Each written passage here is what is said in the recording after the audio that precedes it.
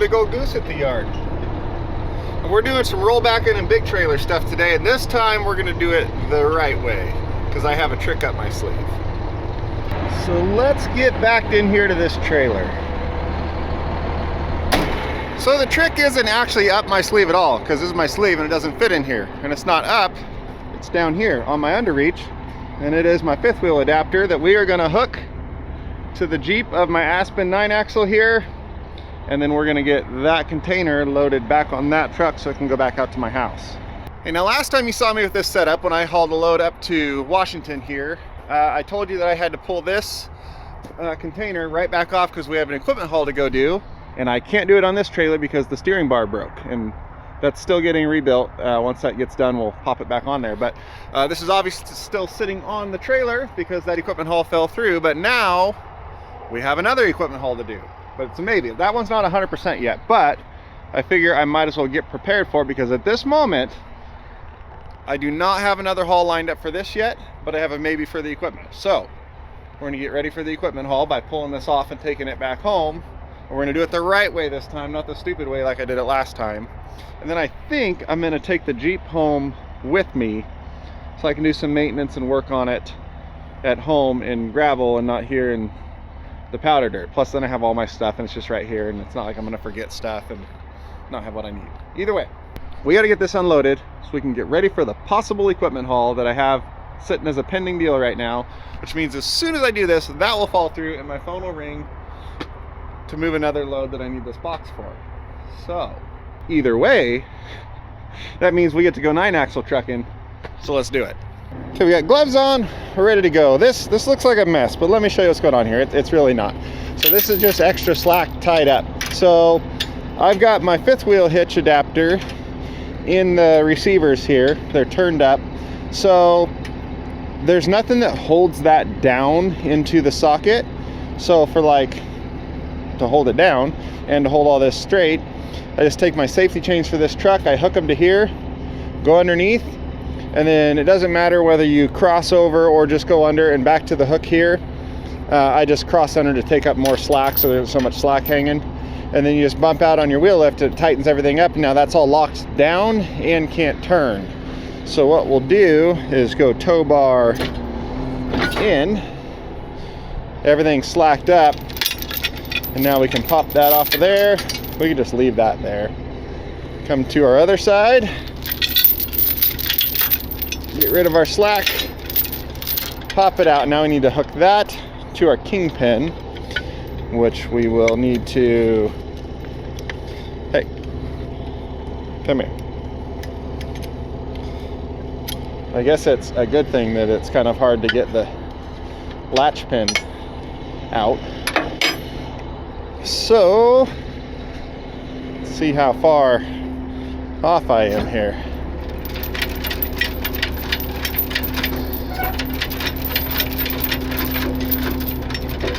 Nailed it. So if I put the pin on the other side, that wasn't smart. Come here. Okay, so see the kingpin goes through there, and then you take your latch pin and put it in, and that's just like the jaws on the fifth wheel of the truck. Now it is locked in place. That pin goes through that recessed portion of your kingpin, and now it can't come up out of there. It's all the same as like a fifth wheel. That's a stupid way of saying that. So now what we're gonna do is put air to the Jeep.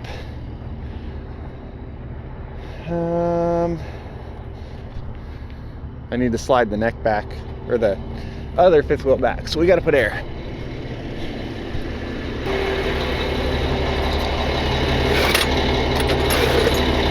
See how my toolboxes are all kind of bent over and messed up? Ask Matt with Tumalo Transport why they're like that. So,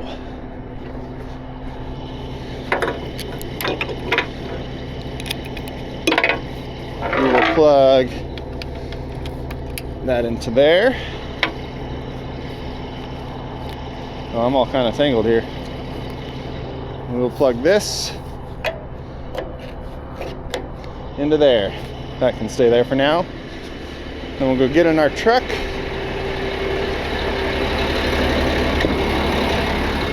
We will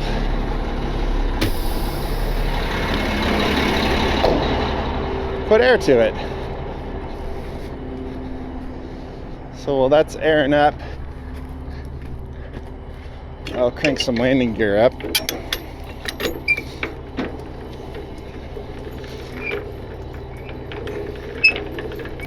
Oh, stop. I was just airing up the entire trailer. I don't want to do that. So let me explain why the Jeep has shutoff valves right there.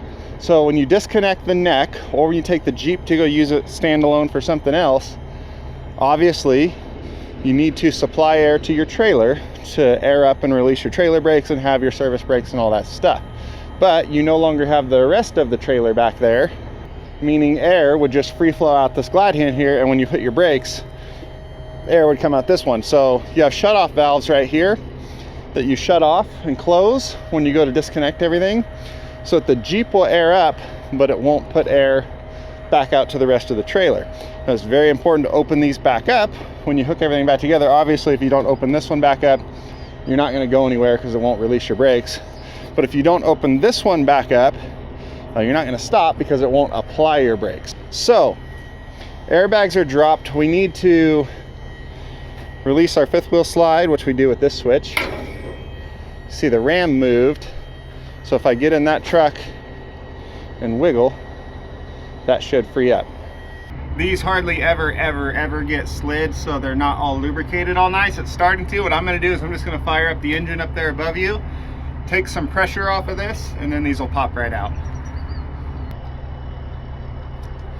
Somebody left the key on when they parked this and the battery's dead.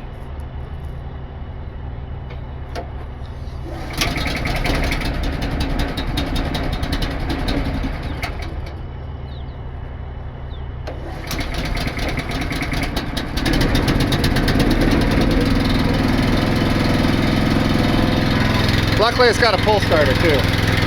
Well, that would have really sucked.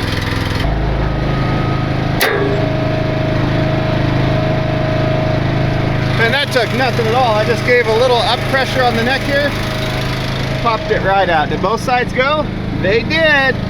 All right, now we can slide this back.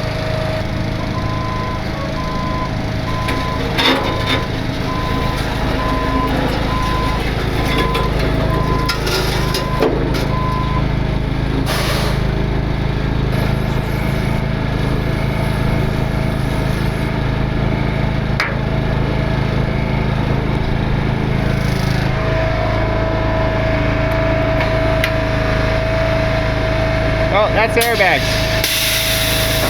This is the one we want. So now I'll pull forward a little and those will snap in place. So now we will continue with our normal neck disconnecting. Actually, do you guys want to see the whole process from how it's going down the road to how the neck detaches? If so, let me know right now and then I'll do that. Okay, I think some of you are going to say yes. So let's get back into transport position, which we need some air to do this. So we'll put some air here. And we're going to raise this up. I'm going to disconnect this so we're not airing up the whole trailer, just the neck.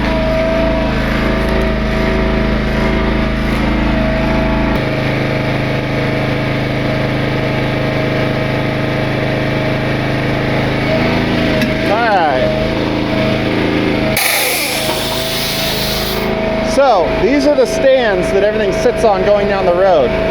The amount of spacers you put in here controls the ride height. So obviously the farther away that is, the more it lifts the deck off the ground. So if you want to sit really low, no spacers. If you want to sit up higher, more spacers. Since I don't have a height issue with this load, I carry the deck really high so that I don't have to worry about bottoming out. Same in the rear.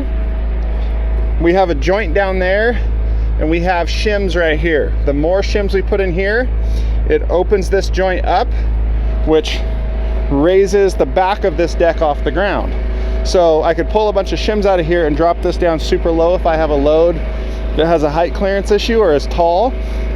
But on something like this that isn't, you stack a bunch of shims in there, get your deck height up really high so you don't have to worry about humps and railroad tracks and, you know, driveways getting in and out of stuff because your deck is up so high and you don't have to worry about being tall. Now this also has back here, you can shim back here. We have another joint down there. So this whole rear 4-axle dolly set, same thing. You add shims, you can raise this up, which raises the rear trunnion of the trailer up and down. So I can drop this whole rear tail section of the trailer here down significantly by removing those shims. The angle of this will drop down super low, especially if I then pull all these shims out right here. This will all basically sit like on the ground here at the back of the deck.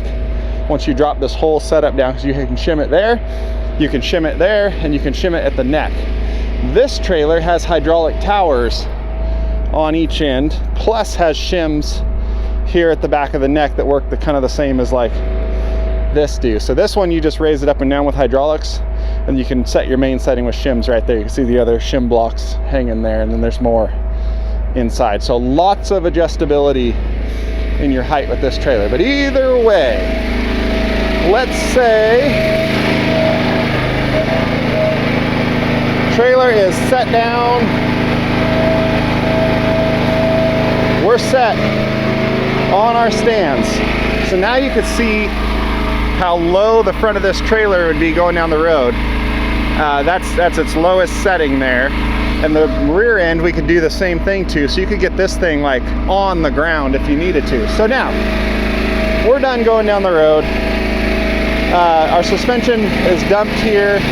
We're gonna leave that dumped. But let's say we need to unhook our neck so we can unload. First thing we gotta do is we gotta pick it up and take the pressure off of our legs, which we do right here.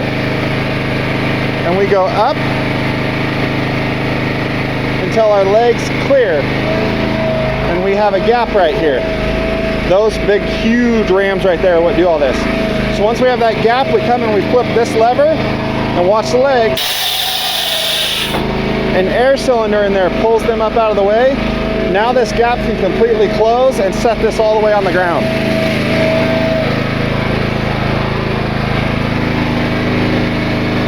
And we keep going down until our hangers right here come off of our pins. So we watch. This part takes a while because it's taking all the pressure out of all of this. But see how they're coming down? So we're off of the pins now. So now we can come back here, take our safety out, and we can just set it here. Now, we're gonna pull that pin out of its pocket by using this lever. Now look, this came up. See how this is up now, not down, the safety pin through, so our deck pin is released. Now we use our middle lever here, and we bring our neck support down. I don't know how well you can see in there. So that is down, and we'll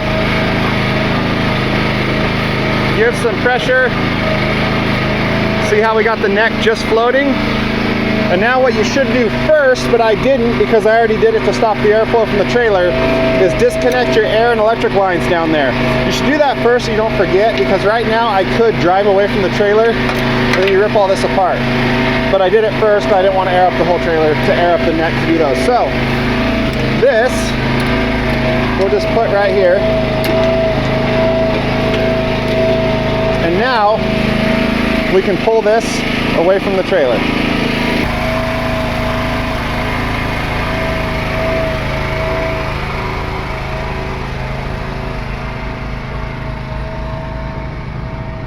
And now you're disconnected and you got room to load or unload or whatever you're doing. So how this works, you see these here are the deck pins, those big rings off the bottom of that neck. Hang on these right here, and that's what holds the up and down load of all this. And then this is the trough right here, which the deck pin goes into. And there's like a collar that comes down at the neck. I will show it to you in just a second, it'll make sense.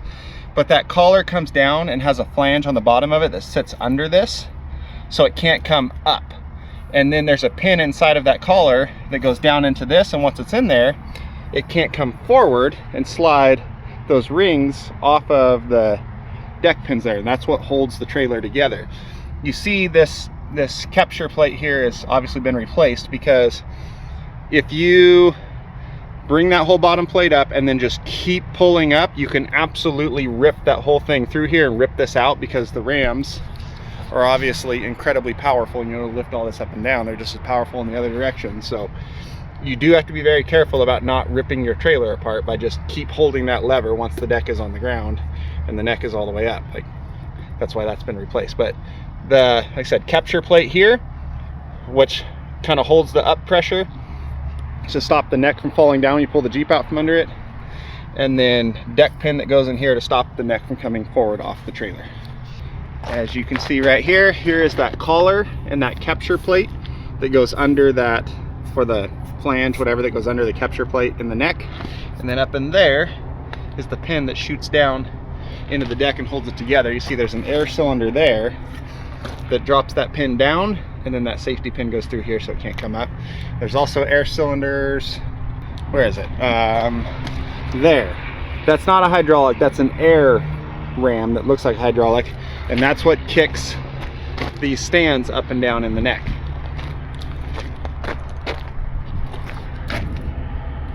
I don't know what these are for. I don't know what goes there, but there's pins for some reason. The Cozad here works in a very similar way, but since it's a mechanical and not a hydraulic, you run the neck down those ramps and it sets all this on the ground. You pull your keeper out, you know, because then the pressure's off of this, and you slide this plate forward, which slides these are called dog bones, hangers, figure eights, whatever.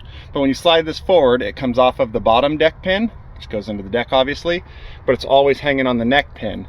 So once that comes out, now the front of this is free to go up and down. And coming through the center here, their deck pin comes in and goes that way. So it's spring loaded and it shoots across that way, and that's what holds the back of the neck to stop it from dropping down, and then holds, well, part of what holds everything together. The other part is there are some pins. You can see the welds right there. There's holes in the top of this deck, and there's pins sticking down on the bottom of the neck, so that when this is collapsed, those pins are through the deck and can't possibly come out of there. So in all reality, you can undo that one going down the road. Shouldn't, but then when this ring comes off and you back under the ramps and it pulls the front of the neck up in the air, that comes up and those pins come out of the deck. So same type of deal. This one back here holds it together while you're doing all your latching, and then holds the weight like that, because you know it's holding the back end down when you pull the Jeep out. They're like totally the same but different. And then on this Jeep here, it has that little hydraulic kickstand that you go down to adjust the height of it. Back here on that one there, you just stick a block of wood under it. So now we're gonna unhook this, set it on the ground, and go back and get our container.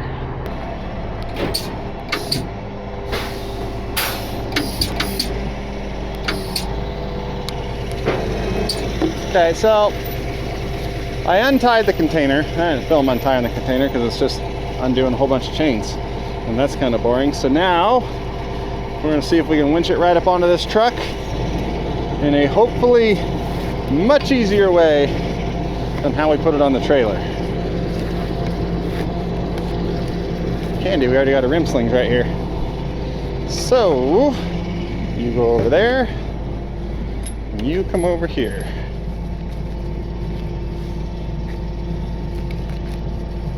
I ordered a container bridle specifically for doing this, but it hasn't showed up yet. In the meantime, ooh, I did get it. Nice. That was from loading that snowcat with Ben. The axle kind of flange ended up sliding over onto it, and I slid it up onto the deck. I saw it and I kept going anyway. Is that just through the protector? So I'll show you how this is set up on the inside once we're done here, if it doesn't snap on this. But if it does, I don't care, because we're just doing our own thing here, not like dealing with customer stuff and vehicles and all. If that breaks while I'm loading this, literally nothing bad's gonna happen, so it's okay.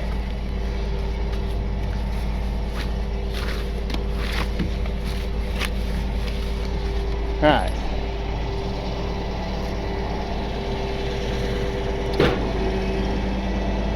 Oh, we gotta make sure that's...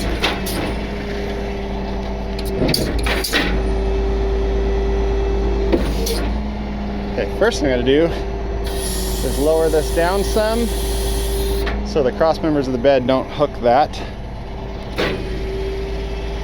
Then we'll just have to watch that as we bring the bed down, bring it up enough that it clears the cross members and that ram in there that we really don't want to hit.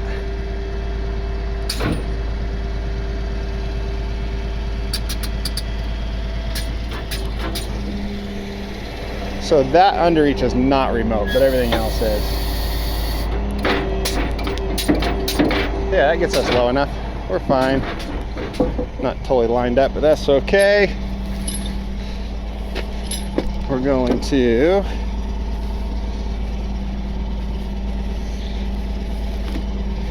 put our soft shackle together here.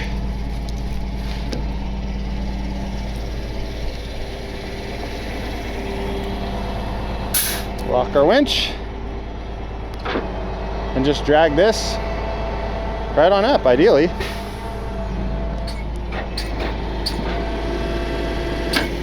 There it goes. This probably shouldn't stand next to the one that's compromised.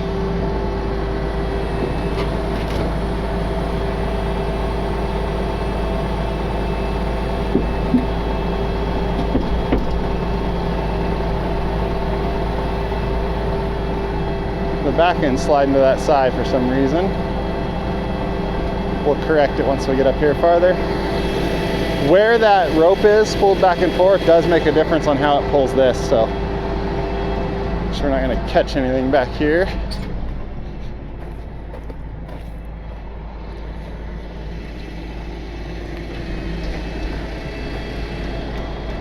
Hey, come this way.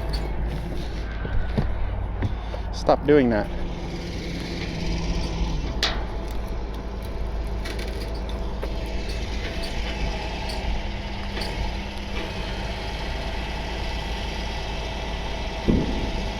This ground is all kind of not level.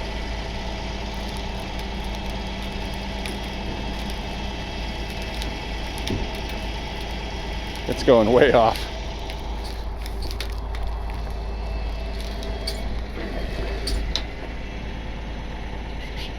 Okay, let's put a chain on it. This one, we'll just scoot it back over. If you hook the chain, hook straight to it without a binder in the middle, it gets super tight and you can't undo it, so don't do that.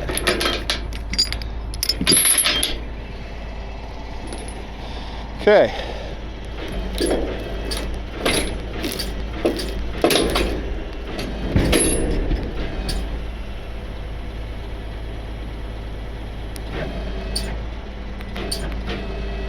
I think I need to go to that side. Really. Put this in here, put this here. And it should just swing it over.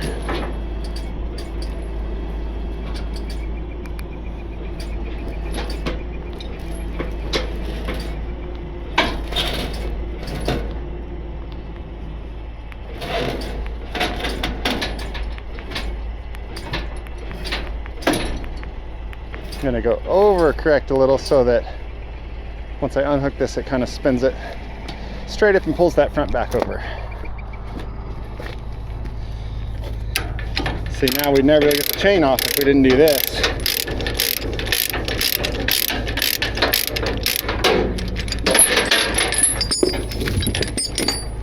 All right. One day, I will build rails.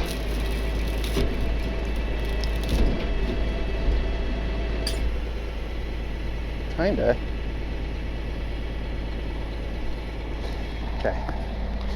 One more adjustment. the bad part is I have 100%, without a doubt, spent more time fighting straightening up containers than it would have taken to build rails for containers. Oh, that went way wrong. It just puts the whole thing over. That's not what we wanted to do at all.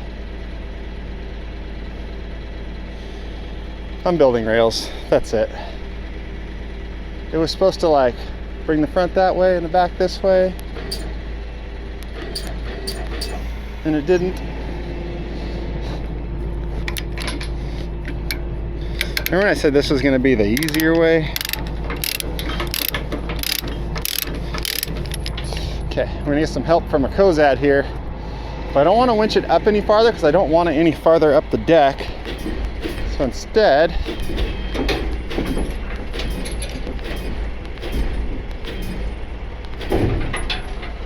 yeah.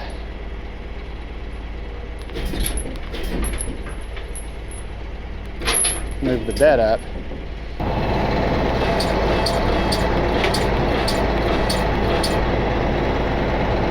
I think that's it. The other thing is I could just not be so picky about where the container sits, but it's straight, but it's off center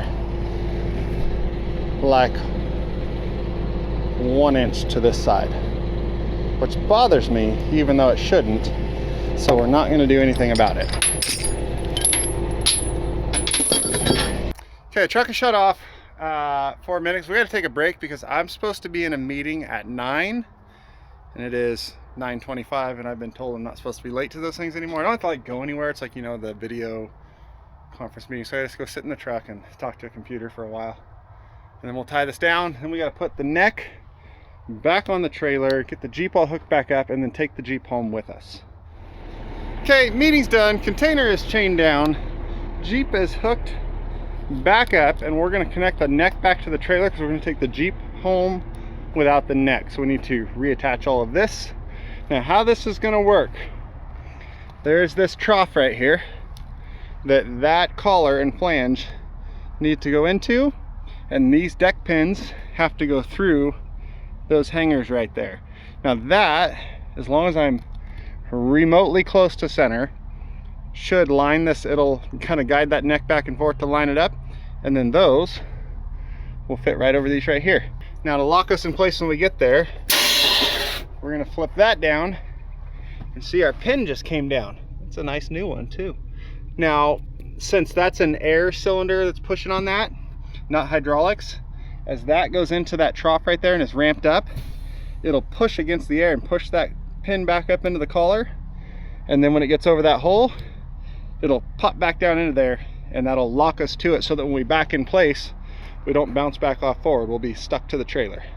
Now you should be able to see this right here get pushed up as we come up the trough and then snap in place as the pin locks in.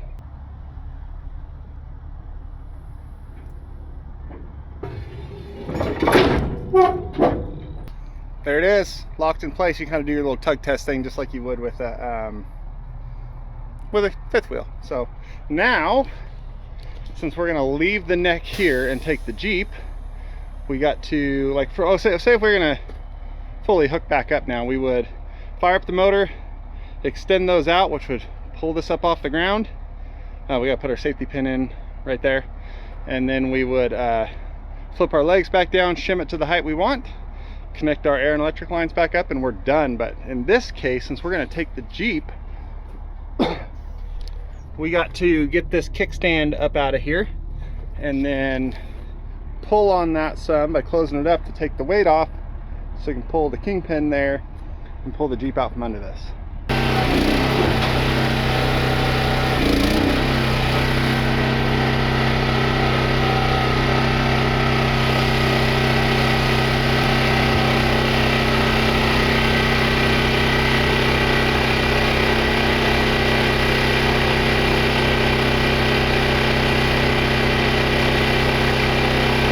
And see, this part of the neck is not falling down because that flange is underneath that capture plate there, stopping the back end from going up.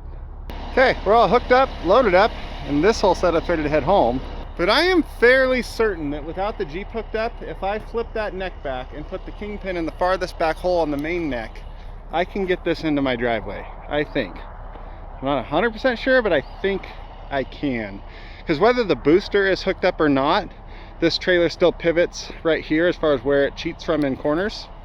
And the advantage to this trailer over that one can obviously go so many more places. And yes, if I pulled the Jeep and had someone rear steer it, I could absolutely get that in my driveway, but I need 2 people. This one, empty, an advantage you can do is obviously this only pivots so far before this hits here and you're stopped. But empty, you can turn straight sideways, max out that pivot, and then just jackknife and drag this whole setup around. So you can actually turn. You can technically do it with that one too. It has stops where then it will just start dragging, but there's a lot more parts in there that you don't want to stress like that this one doesn't have. But I can hook my empty, of course, up to this, turn totally jackknife 90 and just spin this thing around in a circle and just drag all this around, and it's not gonna hurt it. That one probably wouldn't either, but it's probably best not to do it with that one. So all that being said, I do think I can get this trailer into my driveway if I take it apart like that every time to get in and out.